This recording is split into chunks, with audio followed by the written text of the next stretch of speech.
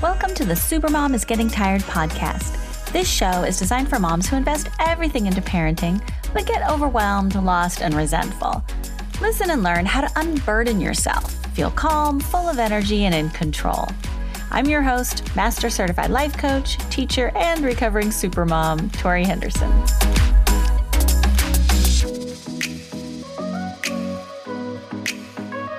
You are listening to the Supermom is Getting Tired podcast. I'm your host, Torie Henderson, and I am here today with a special guest, LeAnn Kovar. She is a former client turned life coach now, and she is here with me today to talk about holiday stress and crazies. Welcome to the podcast, LeAnn. Thank you. Very happy to be here. It's so fun to have a full circle moment like this, to have coached you throughout the years and then now have you on as a fellow coach and someone who's carved out a new coaching program that we're going to be talking about dealing with the holiday crazies. What is the name of your coaching program that you're offering? It's called Holidays on Your Terms. On your terms. All right. Mm-hmm. And tell me how you... why did you choose to offer a program about holidays on your terms? It really comes back to me. Of course, coaching always does. Yes, it's all about me. It comes from my own experience of having a lot of stress during the holidays. I had a really fraught relationship with the holidays for years and years. And after working with you, being coached, and then learning to coach and a lot of growth, I have a very different relationship with the holidays. It's a lot more free. It's a lot more me. It changes all the time, just according to my needs and wants. And so when I think about, me of the past and other people that are in a similar position, I have loads of compassion and I'd love to help. Yeah, I think that's so interesting. Well, first, there's so many things I want to say just on that. So just when you said it's all about me, right? And I was like, well, coaching often is because I had to coach myself on my holiday crazies in order to be able to coach you on your holiday crazies. And now you're coaching other people. So that is kind of how it works. If you haven't done your own work, then you're not in a great position to help other people. Right. So first of all, I want to say that. And then I also love what you said about I have loads of compassion for people who stress out during the holidays. And why that resonates with me so deeply, it's just, I feel it in my chest. I'm just it's because I did not have compassion for myself when it came to the holiday stress. I had quite the opposite of compassion. I had a lot of self-pressure. And it went I should be enjoying this time of year. I'm supposed to be happy and relaxed and joyful. And the fact that I found it to be stressful, I thought was a sign that something was wrong with me. I was doing it wrong. And so it was just putting more pressure and stress on myself because I was stressed and pressured, I guess. Totally. It's so confusing. Right. Because you're looking at the commercials and it's on TV and you have these social expectations of what the holidays are supposed to look and feel like. And I felt like I had to choose. I either was going to make it look like the commercial or make it feel like the commercial, but I couldn't do both. I couldn't do all the things and be joyful and relaxed because all the things required a lot of work. No. And that was just further proof that I was doing it wrong because I felt so stressed out and resentful. Okay. And trying to make it happen. Resentful is an interesting word. Yeah. Right. Let's talk about resentment during the holidays. How does that creep up for you? Let's see. For me, it was around... It came up in a few ways. So one could be that I was working so hard to make everything perfect, look good, look like the commercial, look like other people I saw. And then I wouldn't feel appreciated. There wouldn't be outward show of appreciation, from my family or other people around me. And So I get really resentful. I'm like, why am I doing all this? And you don't even appreciate it. Yeah, I definitely got resentful, but it was mostly geared towards my husband because Mm, I had a lot of expectations around what his role should be. mm, And it took me too long to realize because the pattern was so clear, but I had this expectation that we would create magic together for our children and that he uh, should want to participate in decorating the tree, buying presents, wrapping presents, like all the like just going, I don't know, hanging Christmas lights, for example. yeah. I I hang them every year. I'm just going to use a past tense, but no, it's still present. He never did. Why? Because he doesn't want to. Uh-huh. And so he was very much doing a holiday on his terms. Uh-huh. But it was not the expectation that I had. And it took a while, a few years for us to really figure out that as a child of divorce, the holidays were not, they did not bring up happy memories for him. Right. It was in fact something he would like to brush past, rebel against, and just not engage in. Mm-hmm. And I struggled to accept or understand that, I think, until we finally got to that like root cause. And then it was helpful because I stopped getting mad at him, resenting him, putting pressure on him to participate. And it was probably also helped that like my kids were old enough where I'm just like, okay, the kids and I are gonna make some merriment. Yeah. And I just left him to, drink his beer in front of the TV and whatever, and like not want to listen to repetitive Christmas carols over and over and over again. And I learned to clean the gutters while I was hanging the Christmas lights. And I thought I was a pretty cool mom out there. Because, sometimes like the neighbors would walk by and I just always used to imagine they're like, wow, what a cool, wife and mother. It's like, what a loser husband. That's So funny. I liked that I was like bucking stereotypes. Totally. So it took me some time to let go of that resentment and kind of tell a story that was made me feel good about the fact that I was doing it just on my own or with the kids and I. Yeah. That's so familiar.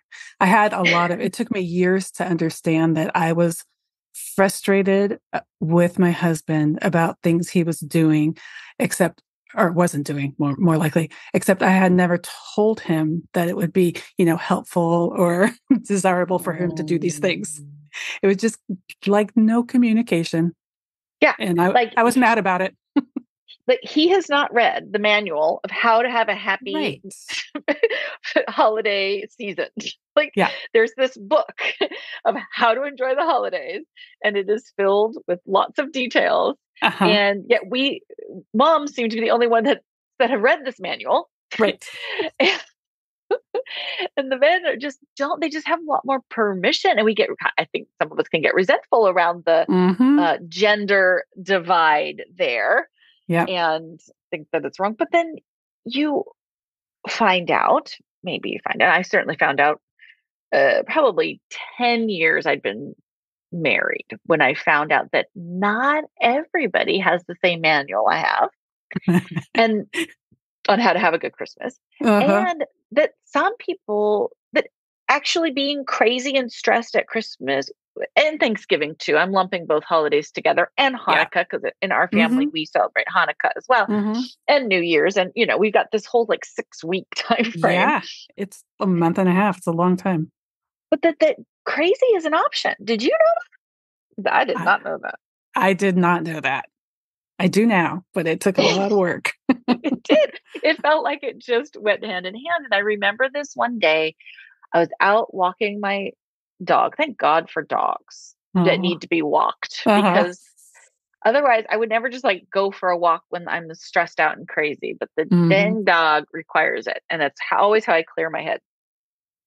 So I'm out walking the dog and I'm sorting through okay, I've got to go to Target and get this. And the kids need a red shirt for the pageant, and don't forget $5 for the teacher gift. And, I'm just sorting through my brain, right?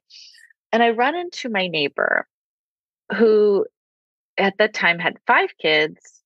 3 of them were homeschooled. Wow. And I look at her and I'm like, oh my God, you must be nutty. Like, I'm going crazy and I only have 2 kids and you've got 5. Like, you must be insane. And she looked at me and she's like, what do you mean? I'm like, with all the details and like the end of the year parties and the gifts, and you have to bring a wrapped present for this person, and you've got the finals and the plays and the, like, if they play any sports too, it usually comes to head. We've got this end of the fall season, like basketball. All those parties. Yeah, whatever they call the end of the year when they get into the trophies, whatever. Yeah. And I'm just like, how, you must be insane. And she's like, well, I have a lot of lists. I looked at her like, oh, by her demeanor, I could tell she was not stressing about her lists. So I realized that I had, and what I learned from Jill Bolte Taylor's recent book of whole brain living, is that in the left hemisphere of the brain, there's actually 2 sections. You've got I call it the captain of the ship, the planner, the organizer, the one who's looking at the calendar and deciding, okay, I'm making my list. This is what I need. This is what I'm going to do at this time. And this is, just the organizing part of the brain. But behind that, the left hemisphere amygdala, you have this fearful, oh my God, bad things are going to happen to me if I don't meet the list. I had lumped them together so that my organizer, captain of the ship, was also teamed up with this scared, catastrophizing little fearful brain that says, like, I have to do the things or else my kids will not experience magic at the Christmas time. Or like, if I don't have a red shirt, then my kid's gonna be the one kid who's standing up on the stage without the proper clothing, or I have to bring the wrapped gift for the Secret Santa, blah blah blah. And like, Black Friday specials are coming, and if I don't buy it then I'm going to lose out on the bargains. Like, I had lumped together the fearful part of my brain with the organizing part of my brain. And I did not know it was an option to have them operate separately until I ran into my neighbor that day. Yes. And so then I went on a mission to figure this out. How do you do it? Yes, so familiar.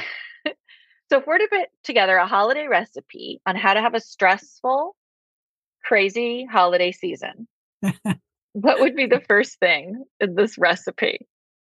What do you think makes a stressful holiday season? External expectations. Okay. Say more about that. How did you fall under external expectations?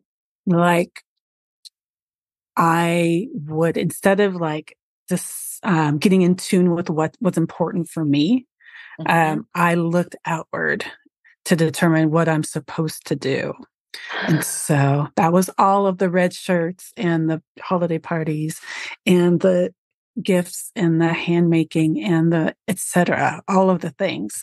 I was just letting all of, media, people, even my own, kind of family traditions, that was all like feeding my brain.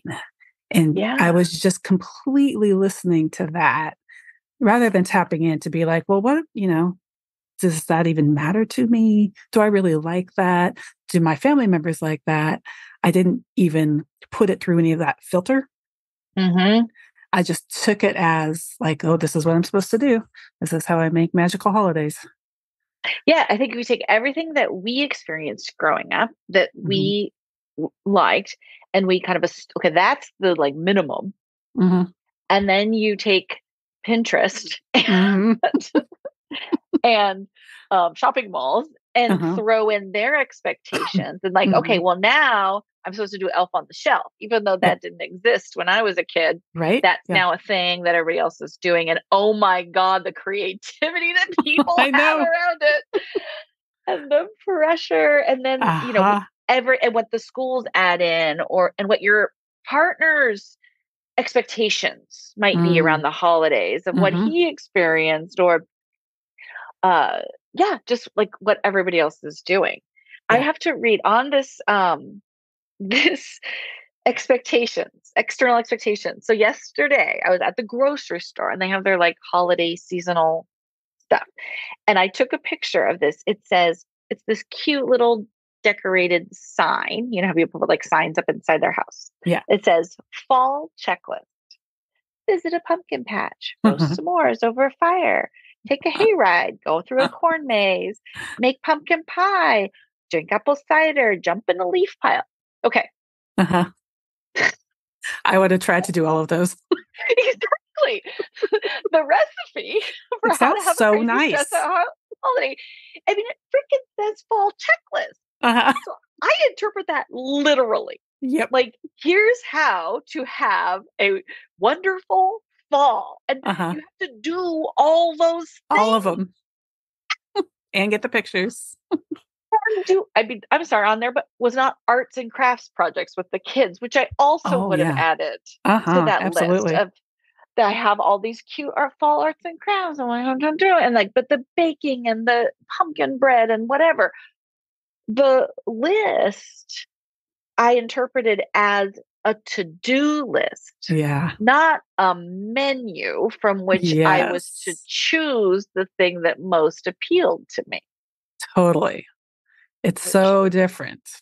Yeah, which is the word you gave me for my to-do list, is to call it a menu. Yeah. And I think it's perfect to apply that to holidays as like, oh, here's some stuff we could do. Does it even sound fun?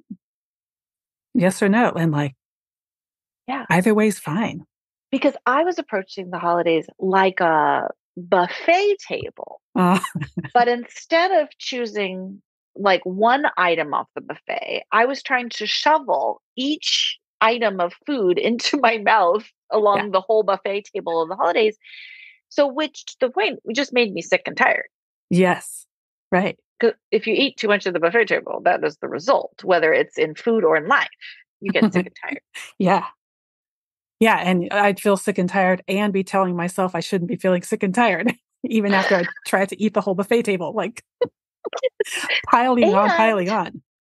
Because we didn't think we were supposed to feel sick and tired. We were supposed to be gleeful. I'll speak for myself. I also didn't know that it was okay to, I'll say, give myself a break after Christmas. Yeah. So what I learned to do was after Christmas was over and I crossed that finish line, was then go check into a hotel room for a couple of nights by myself just to rest and recuperate and give myself what I truly wanted for the holidays after all that work was just some quiet, peaceful time. Yeah. To be alone. So brilliant. I remember the first time you told me this, I was still learning how I could manage the holidays better. And I remember you saying that and I was like, oh, you can just do that? You can just go to a hotel? I know. It was earth-shattering for me too. Like, it took a lot of convincing. Like, I probably went away with my husband first, to kind of like, that felt more socially acceptable. Right. More legit. But then I'm like, he's not doing any of the work. Like, I'm doing all of it, which we established, trying to get him to join in was something that wasn't going to happen. Yeah. And so I could reduce the amount of work that I did, but that didn't feel as good to me. What felt better to me was seeing it at like, because I checked in with the body compass, right? And I did want to do everything. I did, like, it wasn't like I was doing external expectations. I really did enjoy all the things I did, or maybe I had kind of slow, like I definitely dropped doing Christmas cards pretty early on because that was not worth the time and investment. um, and of the effort. And yeah, it was just like that one I dropped. Yeah. So, but that was pretty much the main one. Like I really did enjoy, most of the other things. But what I ended up deciding was that this holiday season this was like the Super Bowl of super motherhood, right? Like this is the playoffs, like this is go time. And I was always struggling because I wanted to be relaxed, like especially on like Thanksgiving Day or Mhm. uh the day, like Christmas Day, whatever. I always wanted to like just be so chill and relaxed and enjoy the day.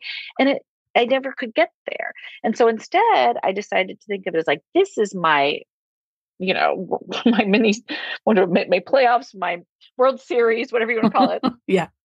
But like, this is not the time to relax afterwards. Yeah. That's the time to relax. That's when it's all for me. That's when I get to do what I want to do. And so just having that perspective really changed. It took the pressure off of trying to relax, enjoy the holidays and saying, no, if I'm going to be making magic, it's going to be all on me. So I stopped working. Like I didn't, back when the kids were younger, I didn't take coaching clients in December. I blocked the whole month off. So all I did was just kids stuff, which I know not everybody has the luxury of doing, but that was totally worked for me. And then when it was, we need a driver to the ice skating rink for the field trip, I was like, yep, I can do it because I felt like the other moms couldn't take that month off Mm-hmm. and I could. So I just went all in on the holidays and then I relaxed afterward. I took vacation days. I went to the spa and that was how I found a little more balance. Yeah. I love that so much. I So love the tell part where me, you're like okay. intentional about, I am going all in. Like I am choosing to do a lot of stuff because I'm choosing to do it. And it's rather than that, like I was in this autopilot of like, I'm doing this because I'm supposed to. And that Mm-hmm. felt terrible. And that was part of my switch too, was like, what do I choose to do here? I'm doing this because I want to. It's totally different. So what did you let go of? I let go of Christmas cards. What did you let go of? Christmas cards was one of mine too. That was pretty early and that felt good. And that was my first glimmer of like, oh, like I don't have to do this. I can actually ask myself, like, why am I doing this? Do I like this? And it was mixed. Like I do like parts of doing Christmas cards, but then on balance, it was like so much work. And so I dropped that. And then slowly but surely after that, I was able to look at like all these things I've been expecting of myself. Do I want to do this? Is this meaningful to me? Is this meaningful to my family members? So it was like, I used to tell myself that if I wasn't hand making gifts, there was like a certain subset of our gift giving that I had somehow told myself I had to hand make all these gifts. And I like doing crafts. And so I did enjoy it in a way, but also I did not have the time or energy for it at that time. And so it was super unrealistic. So at one point I was like, whoa, LeAnn, do you really want to do this to yourself right now? You're kind of turning like crafting, which is something I normally enjoy, into like this drudgery. So I like just would look at that every year and be like, do I want to do this? No. Okay. I'm letting it go this year. Or sometimes I would be like, oh, I want to do like a modified version of that. And that felt good. Mm-hmm. Yeah. I remember actually at the ice skating rink when I was on the field trip watching the kids fall over the ice. I went around and talked to the parents and I Yeah. interviewed and I said, do you feel stressed at the holidays? If not, why? Tell Yeah. me what is your secret? Tell And one of me. the biggest secrets was they plan ahead. Ah, They yeah. do their crafts all throughout the year. Yeah. They by Thanksgiving, they're done with shopping. Um, they have dates set up for themselves to have fun. Which I did not. I did not like to have dates for myself to have fun. Uh, In fact, it's interesting. Even just hearing you say of like, I asked the kids what they wanted to do or where mm-hmm, did they get the most joy. mm-hmm. It honestly, I never even dawned on me to ask my Right? children, Same. I know. It took me a long time to get there. which now seems really silly. But And when I okay, finally did, so I was surprised that they're what they wanted. Sometimes it was not what I expected them to want. And often their favorite parts were like pretty simple.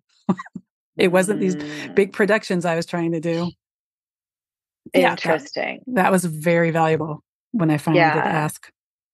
And I think, I'm pretty traditional. Like when I was a kid, I wanted the same traditions every year.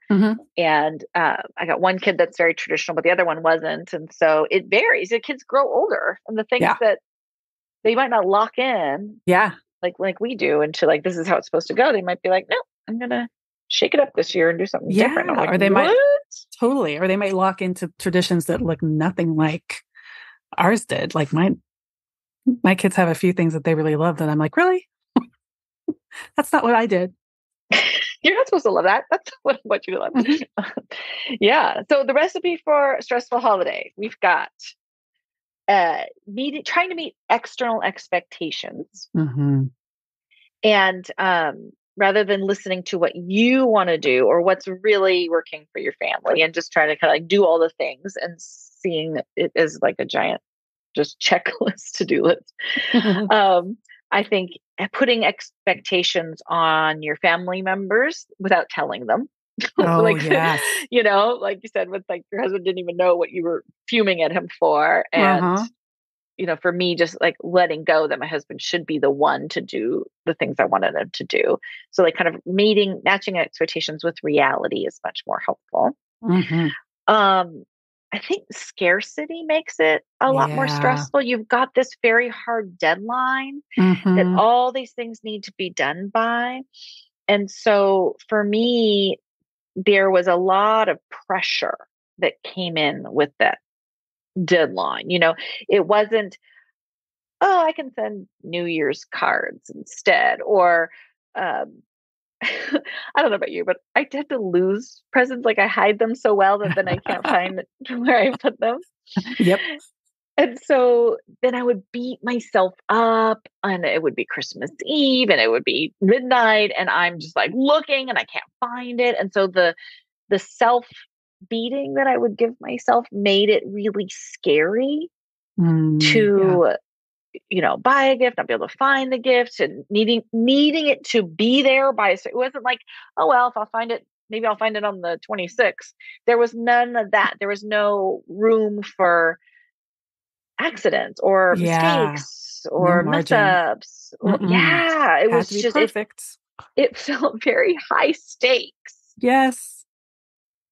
So I think we're going to put that pressure, and that's the pressure around the scarcity, kind of that time frame and deadline, is also what can make holidays really stressful. Yeah. And I think around scarcity, even going broader, and the whole like, your kids are only young for so long.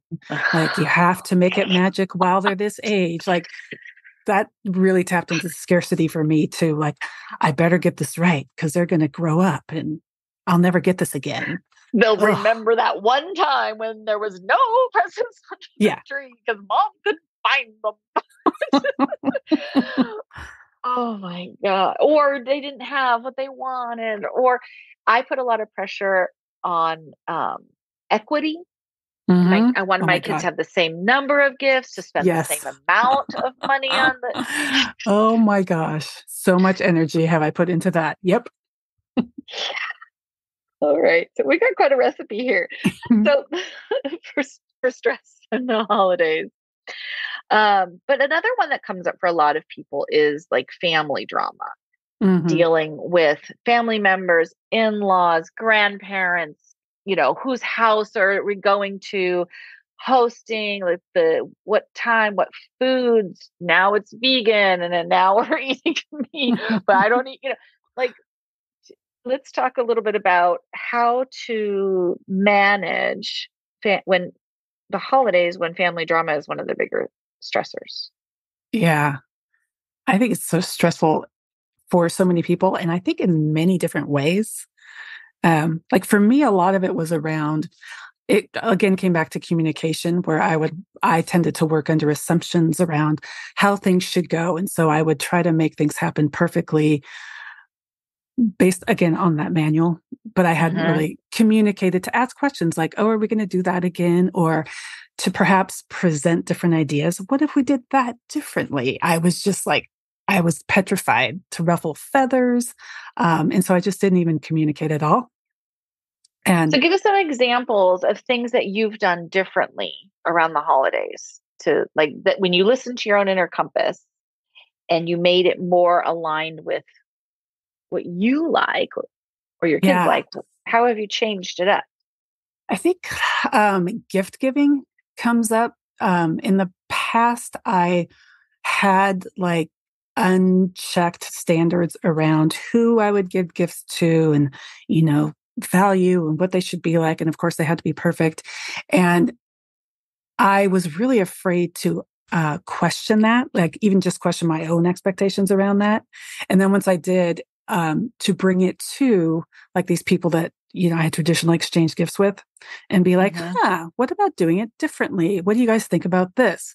And so that process of being comfortable with even questioning myself and then bringing it up with other people, that took me a long time. And so now I'm much more able to be like, oh, hey, what if we did it this way this year? What if we just didn't do gifts? And having more freedom around that has been tremendously helpful. See, this is why I wanted to have this conversation because I really feel like we just don't know what we don't know. Until we hear somebody else say, we assume that, and maybe because the holidays are associated with tradition, we assume it's got to be the same every year. The fact that you could be like, hey, this year, let's exchange gifts. This year, let's not. This year, we'll draw names. Next year, we'll donate to charities. Like that you could actually just communicate and change it up from year to year is actually like it's something that I don't know, like it's freeing to be able to just like let's have a conversation about it and what do we want to do now? Yeah. And what works for us now because I mean, I'm definitely in this decluttering phase of my life where I'm like, please don't give me a gift. Yeah. That's been part of the motivation for me too, is I don't want to receive a lot of stuff. And while I can always appreciate the intention and, the love, I can always accept that. But I don't need the stuff. And then I've also been on the other side where I feel like I have to give someone like, how many golf themed items have I bought? And then later I'm like, why? They don't need more golf themed items. Nobody needs more, right? Here's what I want to do this Christmas, but I don't know. I'll have to ask it if Stephen would let me. I want to wrap up all the stuff I'm trying to get rid of. I want to be the only one to give gifts and not receive anything myself. But they have to take it with them and leave my house with it, whether they like it or not. Yeah, but it's all going to do whatever you want with this. Yeah, so I'm going to ask them. I'm going to choose, or like a white elephant gift exchange. Yeah, I did that when we moved, like before I had kids. We did a white elephant gift exchange where I provided all the presents.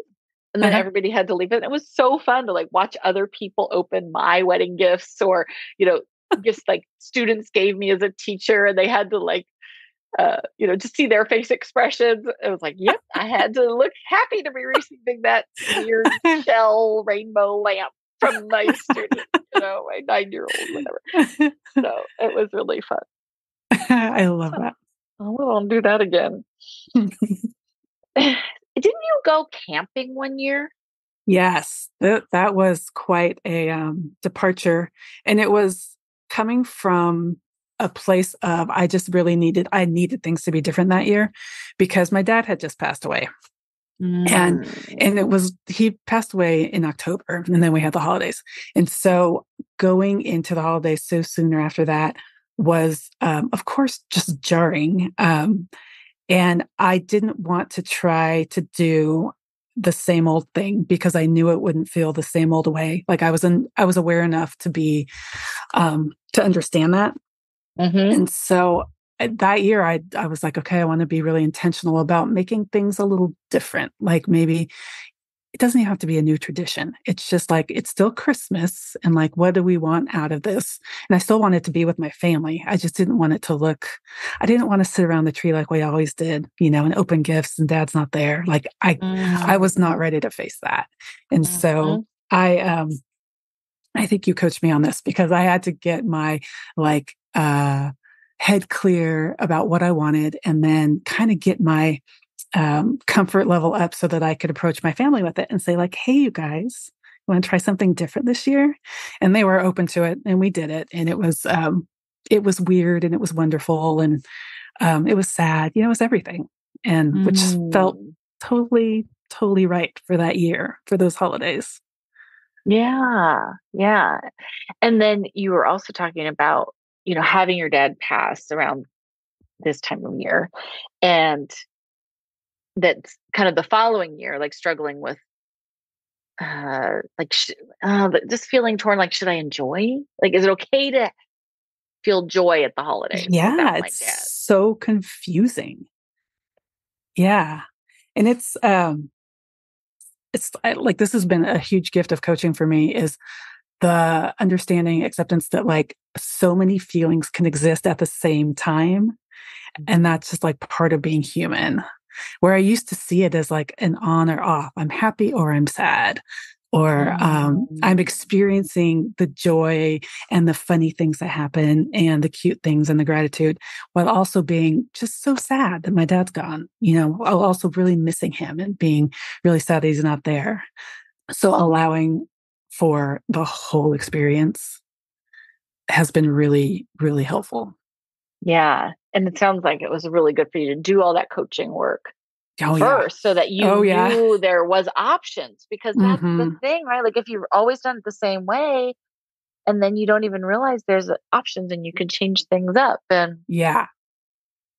Yeah. I picture create your had that own. been like, you know, 10 years ago when my kids were really young and trying to give them the magical holidays, I can picture myself just like pushing through, forcing all the same things I was always trying to make perfect and not even really leaving room for the grief or just trying to, push it aside. And that it would have been so hard. Like, so I'm very, very glad that I was in a place where I could just take the whole experience.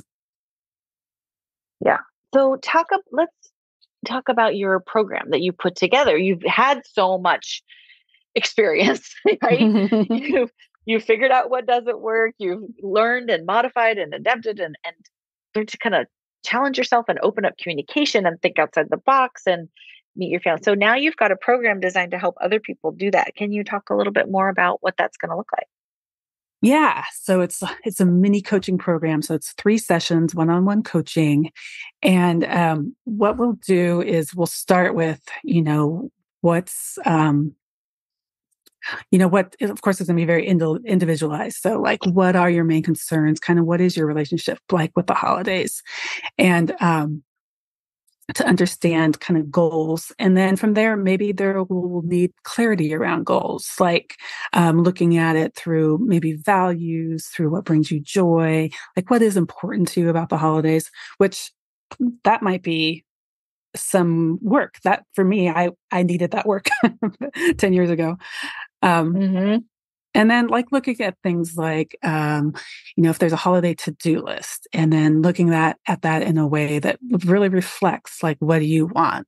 What feels like you, what reflects your values, using kind of the body compass approach. And then looking at any barriers or like what's getting in the way from, looking at your to-do list that way, or going through your holidays with this like more me-centered approach, which sounds selfish, but it's more like uh, centered around my interests, my joy, my goals, and also incorporating my loved ones into it.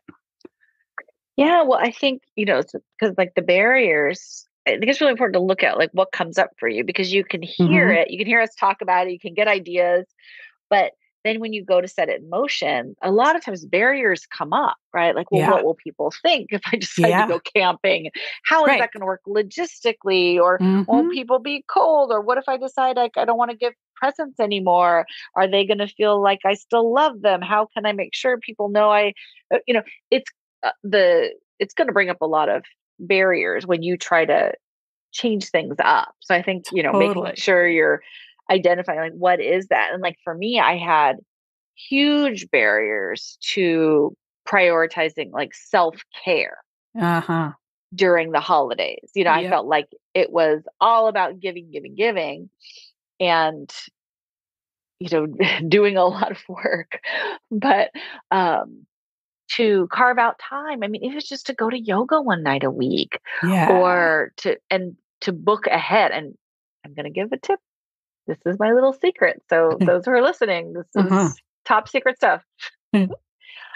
On Cyber Monday, a lot of hotels offer big discounts. Ooh. So you can go on Cyber Monday and get a pretty good deal. And you could like do it anytime. I like to do it after Christmas, but you could do the whole year. You could book ahead. Here's my weekend I'm going to do with my husband. Here I'm going to do with my girlfriends. Here I'm going to do with myself. And you can pick them way ahead of time. And then you feel locked in, but you've also saved a bunch of money. That is brilliant.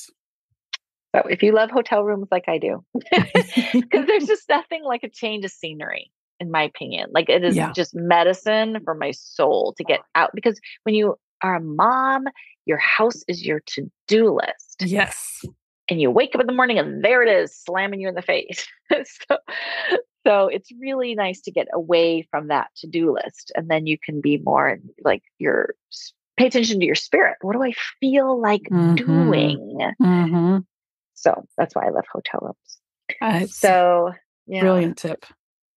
Yeah, awesome. So if somebody wants to sign up for your program, there's your short little mini 3-session program, where do they go? You go to my website, which is leannkovar.com, and there's a holidays page on there, and you can read more info about it there. And then you can make an appointment with me on my appointments tab right there on my website. Nice. All right. Well, thank you so much for being my guest today. We talked a lot about the crazies and the stressors, but just to kind of summarize the takeaways. One is you can design a holiday on your terms. Mm-hmm. You can make it work for you. You don't have to take a cutesy little fall checklist and interpret it as law. And to be a good mom, you must jump in a leaf pile. If not, you are a failure. You don't have to be like that. Mm-mm.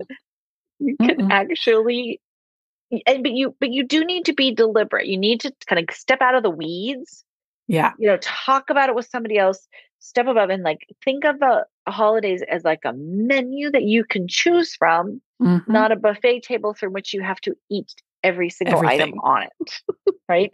Yes. But you go to the buffet table and you choose your favorite things to eat. Yeah. Or the healthy things that are going to nourish you.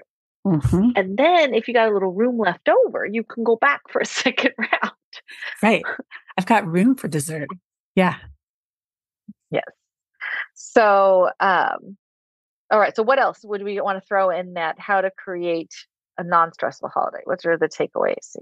For a non-stressful holiday? Yeah. If you want to have a peaceful holiday, what should people remember? Communicate. Communicate. Just be really curious. I want to call it almost playing dumb, but that kind of has a bad connotation. But just like innocent and curious, and just like, hey, what about this?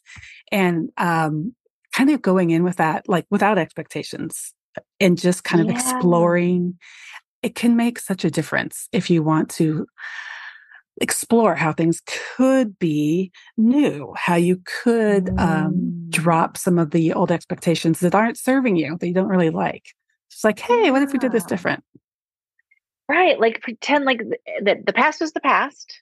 Mm-hmm. And especially I think because COVID, showed us what is optional and not mandatory when it comes to the holidays, is you kind of have these fresh eyes now. And you're like, okay, so let's just take that COVID and say, we could do whatever we want to do. There are no obligations. Yeah. And like, let's start from scratch and not hold on to it. See, I think my brain immediately goes to from now on, instead of just like for this year. Yeah. What would we like it to look like? Yeah. For this year, it's so freeing. Yeah. Yeah, it can be a little different every year. And that also for this year, I really want to keep doing that tradition that I love so much. Like that could be very much part of this year. And then it could also be like, oh, that tradition doesn't really fit this year, but maybe next year. It's so freeing. Yeah. Yeah. No, I love it. And just to like talk to your family, your extended family, your kids, your partner, Mm-hmm. like what's your favorite? What do you want to choose from the menu? And how can we, and I like to set an intentional emotion for the holidays too. Yes, totally.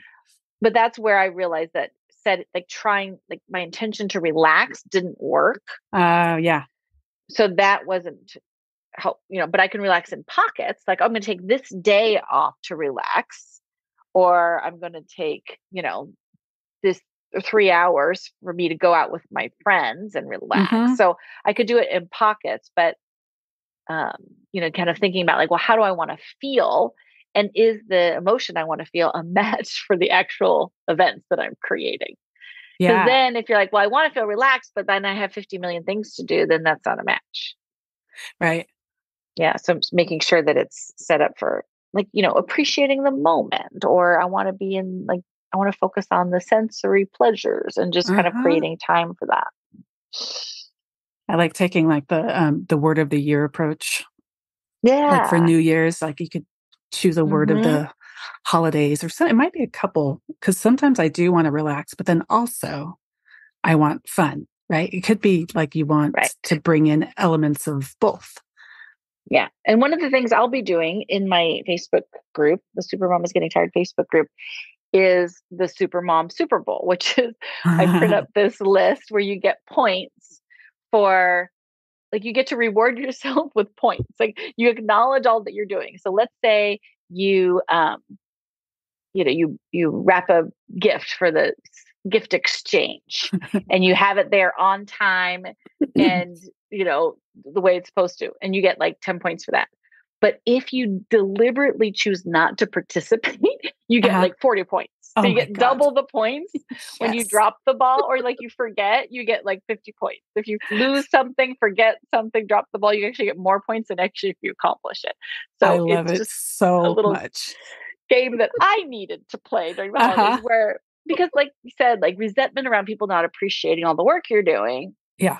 But I also wasn't appreciating all the work I was doing. Right. I was thinking that it should be easy, and I was getting mad at myself for not, and then I wasn't rewarding myself for it. So of course nobody else is going to do it if you're not appreciating it.